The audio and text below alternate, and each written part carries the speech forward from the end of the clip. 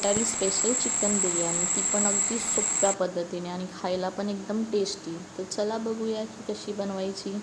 आपण इथे चिकन धुवून घेतले, त्याच्यामध्ये आलं, लसूण आणि पुदिन्याची पेस्ट, आपलं मीठ, मसाला, हळद आणि बिर्याणी मसाला आणि जेवढे मसाले असतील ते टाकून, दही टाकून मस्त मॅरिनेट करायला ठेवायचं. आणि इथे आता भातासाठी आपण घेतलं आहे पाणी, लिंबू, घी, तेजपत्ता आणि खडे मसाले आणि हळद टाकले इकडे, आम्हाला मिक्स बिर्याणी आवडते म्हणून.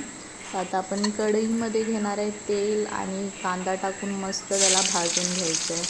एकदा तो चांगला कोंबला की त्याच्यात आपण मिरची टाकून मग आपलं मॅरिनेटेड चिकन घालून घ्यायचं आणि त्याला बिना पाणीचं शिजवून घ्यायचं मस्त.